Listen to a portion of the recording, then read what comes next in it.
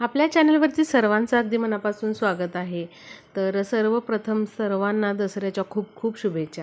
तर बघा, आता उद्या दसरा आहे आणि दसरा म्हणजे 3.5 मुहूर्तांपैकी एक शुभ मुहूर्त आहे। त्यामुळे आपल्याला या दसऱ्या दिवशी काही गोष्टी, काही कामं आवर्जून करायची आहेत आणि जर घरातील महिलांनी या गोष्टी आपल्या घरासाठी केल्या तर नक्कीच यामुळे आपल्या घरामध्ये सुख समृद्धी वैभव नांदते। कारण बघा, घरची जी लक्ष्मी असते ती घराची जी मुख्य स्त्री असते ती असते। त्यामुळे लक्ष्मीसाठी लक्ष्मीने केलेले उपाय हे खूप जास्त प्रभावी ठरतात। त्यामुळे बघा, महिलांनी आवर्जून ही कामे उद्या करा। महिलांना शक्य नसेल तर घरातील इतर व्यक्तींनी आपल्या घरासाठी केली तरी चालतील। आणि त्याचबरोबर एक वस्तू, एक खूप सुंदर छोटीशी वस्तू आपल्याला घरामध्ये आणायची आहे आणि ती वस्तू आणल्यामुळे आपल्या घरामध्ये सुख समृद्धी भरभराट तर येतेच। आणि ती जी वस्तू आणायची आहे आपल्याला, तर ती कुठे आपल्या घरामध्ये ठेवायची आहे ते देखील मी तुम्हाला सांगणार आहे। त्यामुळे आवर्जून ही वस्तू न विसरता सर्वांनी आणा। आणि जरी ही वस्तू तुमच्या घरामध्ये असेल तरी देखील ती आपल्याला अशा विशिष्ट ठिकाणी ठेवायची आहे ज्यामुळे नक्कीच आपल्याला त्याचा लाभ होईल आणि आपल्या घरामध्ये सुख समृद्धी भरभराट नांदण्यास मदत होईल। तर बघा, सगळ्यात आधी उद्या दसरा असल्यामुळे दसऱ्याला म्हणजे घट जे हलवलेले असतात त्यानंतर आपण देवपूजा करत असतो। त्यामुळे जे देव आहेत आपले, तर त्यांना दही आणि हळदीने आपल्याला ते देव जे आहेत ते स्वच्छ करून घ्यायचे आहेत। पंचामृताने त्यांना स्नान घालायचे आहे। त्याचबरोबर दुधाने, पाण्याने अभिषेक करायचा आहे आणि त्यानंतर व्यवस्थित देवांची स्वच्छता करून आपल्याला ते देव जे आहेत ते देवघरामध्ये त्यांची देवपूजा करायची आहे। मंत्र स्तोत्र आपल्याला बोलायचे आहेत आणि जे वस्त्र आपण देवघरामध्ये अंथरतो तर ते वस्त्र जुने न वापरता नवीन वस्त्र वापरायचे आहे। नवीन असे वस्त्र आणून ते तुम्ही देवघरामध्ये अंथरायचे आहे आणि त्या नवीन वस्त्रांवरती अशा प्रकारे देवांची आपल्याला चांगली स्वच्छता करून दह्यामध्ये हळद कापूर मिक्स करून त्याने हे देव जे आहे स्वच्छ करून घ्या आणि अभिषेक वगैरे करून आपल्याला देवपूजा करून घ्यायची आहे। घट हलवल्यानंतर मात्र आपल्याला देवपूजा करायची आहे, घट असतील तर। घट नसतील तर तुम्ही नेहमीप्रमाणे देवपूजा हे करू शकता। पानांवर देव ठेवलेले असतील तर आधीची पानं काढायची आणि ते पानं विसर्जित करायची आहे आणि नेहमीप्रमाणे देवपूजा आपल्याला करून घ्यायची आहे। त्याचप्रमाणे ज्या देवींच्या मूर्ती आहेत, जसं की लक्ष्मी माता, अन्नपूर्णा माता किंवा तुमच्या कुलदेवीचा टाक किंवा मूर्ती असेल तर त्यांचं म्हणजे जे कपाळ आहे त्यांना आधी तुम्ही त्यांचं मळवट भरून घ्यायचं आहे। म्हणजे हळदीने मळवट भरा आणि नंतर एक छोटासा असा कुंकवाचा टिळा त्यांना लावा। बघा, आपल्याला स्वतःला खूप छान प्रसन्न वाटतं कारण दसऱ्याचा अतिशय शुभ मुहूर्त आहे। त्यामुळे अशा प्रकारे जेवढ्या काही देवींच्या मूर्त्या आहेत त्यांना अशा प्रकारे हळदीने, चंदनाने मळवट भरून घ्या आणि कुंकवाचा टिळा त्यांना लावायचा आहे। त्याचबरोबर बघा, आपल्याला हळदीचे उपाय आवर्जून उद्या दसऱ्याच्या दिवशी करायचे आहेत। हळद जी आहे तर गुरुग्रहाचं प्रतिनिधित्व करते। हळदीचे उपाय जर आपण अशा शुभ मुहूर्तांना केले तर आपला गुरुग्रह मजबूत होतो आणि आर्थिक गोष्टींमध्ये ज्या काही आपल्याला अडचणी येत आहेत त्या देखील दूर होतात। त्यामुळे बघा, आपल्या फरशी पुसण्याच्या पाण्यामध्ये चिमूटभर हळद टाका, तुम्ही गोमूत्र टाका आणि अशा पाण्यानेच दसऱ्याला उद्या आपल्या घराची संपूर्ण फरशी पुसून घ्यायची आहे। आपल्या उंबरठ्याला हळदीचं लेपन करा, उंबरठ्याचं छान पूजन करा, धूपदीप दाखवून पूजन करा आणि अशा प्रकारे आपल्याला हळदीचा वापर करायचा आहे। त्याचबरोबर आपण तुळशीसमोर उद्या सकाळ संध्याकाळ दिवा हा प्रज्वलित करायचाच आहे। तुपाचा करा किंवा तेलाचा करा, पण दिवा हा प्रज्वलित करायचा आहे। त्यामध्ये चिमूटभर हळद टाकायची आहे। ओम नमो भगवते वासुदेवाय नमः या मंत्राचा जप करायचा आहे। त्याचबरोबर गाय वासराची रांगोळी काढायला उद्या विसरू नका। आणि त्याचबरोबर तुम्हाला जी काही लक्ष्मीची शुभचिन्ह येतात, जसं की लक्ष्मीची पावले म्हणा किंवा मग कमळ म्हणा, तर ही तुम्ही अवश्य रांगोळी काढायची आहे। हळदीचा वापर आपल्या देवघरातील दिव्यामध्ये पण चिमूटभर हळद तुम्ही टाकायची आहे। आणि आरती करत असताना देवांचे कापूर जाळताना त्यामध्ये लवंग टाकायला विसरू नका। कारण जेव्हा आपण कापुरामध्ये लवंग जाळतो तेव्हा घरामधील नकारात्मक ऊर्जा ज्या असतात त्या दूर होतात आणि घरामध्ये प्रचंड प्रमाणामध्ये सकारात्मक ऊर्जा पसरण्यास मदत होते। तर आपल्याला उद्या बघा, दसऱ्या दिवशी घराला आपल्या आंब्याच्या पानांचं, झेंडूच्या फुलांचं तोरण लावायचं आहे। आंब्याच्या पानांचं तोरण लावताना आंब्याच्या पानांवर तुम्ही श्रीम हा माता लक्ष्मीचा बीजमंत्र लिहा. 5 पानांचं 7 पानांचं जेवढ्या पानांचं तुम्ही तोरण करणार असाल त्यावरती हळदीने श्रीम असा बीजमंत्र लिहा. नक्कीच त्याचा खूप छान फायदा तुम्हाला होईल.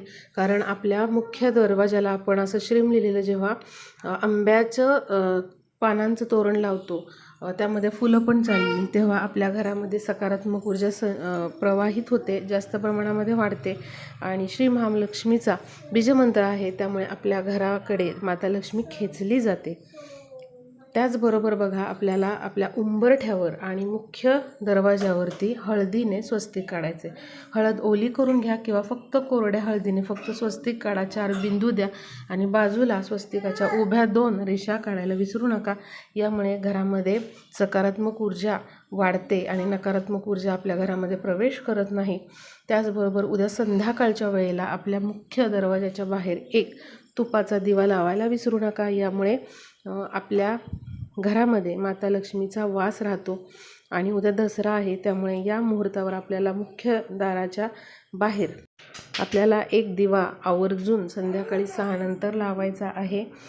ही खूप साधी, सोपी पण प्रभावी सेवा आहे. त्याचबरोबर गाईला उद्या तुम्ही पुरणपोळी खाऊ घाला. पुरणपोळी खाऊ घालणं शक्य नसेल तर गुळाचा खडा, चपाती, भिजवलेली चणा डाळ हे तरी खाऊ घाला. गाई तुमच्या घरापाशी येत असेल तर तिथे तुम्ही हे खाऊ घाला तिला. नसेल तर गोशाळेमध्ये जाऊन या वस्तू खाऊ घाला. गाईला जेव्हा आपण अशा वस्तू खाऊ घालतो, गूळ, त्याचबरोबर चण्याची डाळ आणि चपाती, तेव्हा आपल्या मार्गामध्ये येणारे अनेक अडथळे दूर होतात. आपलं जे नशीब म्हणजे नशिबाचे दरवाजे जे बंद झालेले असतात ते खुले होतात. त्यामुळे बघा, हा उपाय तर ऐकायला सोपा वाटतोय, पण तेवढाच तो प्रभावी आहे. त्यामुळे अशा शुभ मुहूर्तांवरती, त्याचबरोबर गुरुवारी देखील तुम्ही असं गाईला हा पदार्थ खाऊ घाला. बघा, काही दिवसांमध्येच तुमच्या आयुष्यामध्ये तुम्हाला खूप चांगला बदल घडताना दिसून येईल. तर आता बघूया, दसऱ्या दिवशी आपल्याला कुठली एक वस्तू घ्यायची आहे. लक्षात घ्या, दसऱ्या दिवशी सोनं चांदी खरेदी करतात. सोनं चांदी खरेदी करायला खूप जास्त महत्त्व आहे. आणि तुम्हाला मी सांगते, यापेक्षाही मौल्यवान एक वस्तू आपल्याला आणायची आहे, ती म्हणजे गाय वासराची एक मूर्ती. शक्य असेल तर अवश्य तुम्ही पितळेची किंवा चांदीची गाय वासराची मूर्ती घ्या.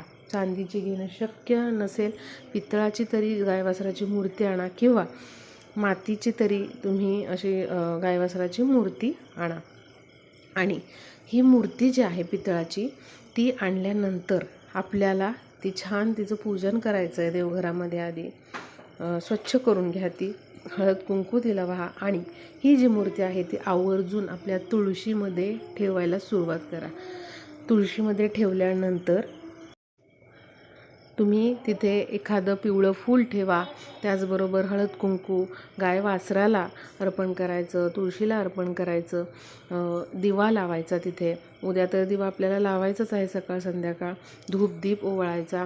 आणि अशा प्रकारे जेव्हा तुम्ही गाय वासरू तुमच्या तुळशीत ठेवायला सुरुवात कराल, तेव्हा तुम्हाला हळूहळू जाणवेल की तुमच्या घरामध्ये सुख समृद्धी येत आहे. त्याचबरोबर धनाचा ओघ किंवा धनवृद्धी जी आहे ती होत आहे. खूप चांगल्या पॉझिटिव्ह गोष्टी घडू लागतील तुमच्या आयुष्यामध्ये. घरातलं जे काही भांडण कटकटी आहे ते दूर होताना दिसेल. तुम्ही करून बघा हा उपाय. समजा, एक गाय वासराची छोटी पितळी मूर्ती आणा तुम्ही किंवा चांदीची आणा, पितळाची आणली तरी चालेल. आणि ती तुम्हाला तुमच्या तुळशीमध्ये ठेवायची आहे. याने खूप छान बदल आपल्या घरामध्ये घडून येतात. रोज ती मूर्ती तिथेच राहू द्यायची आहे.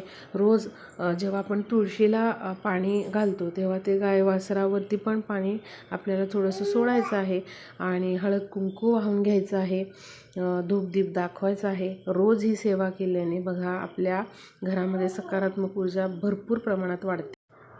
तर आवर्जून ही वस्तू तुम्ही आणा. दसऱ्याच्या दिवशी म्हणजेच 3:30 मुहूर्त जे असतात, शुभ मुहूर्त असतात, त्या दिवशी सोनं चांदी खरेदी करण्याला खूप महत्त्व आहे. त्यामुळे सोनं जरी नाही जमलं तर एखादी चांदीची वस्तू तरी तुम्ही खरेदी करा. कारण आपण या दिवशी जी गोष्ट सोन्याची चांदीची घेतो त्यामध्ये वाढ होत जाते, त्याचा संचय आपल्याकडे वाढत जातो. त्यामुळे बघा, शक्य असेल तर आवर्जून तुम्ही सोनं चांदी देखील करू शकता. पण गाय वासराची मूर्ती तुम्ही आणायला विसरू नका आणि आवर्जून मूर्ती असेल तर तुम्ही तुळशीजवळ ठेवा. मोठी मूर्ती असेल, जागा असेल तर तिथे तुम्ही मोठी मूर्ती जर आणलेली असेल तर तिथे ठेवू शकता तुळशीजवळ. छोटी पितळेची आणलेली आहे तर तुम्ही ती तुळशीमध्ये ठेवू शकता.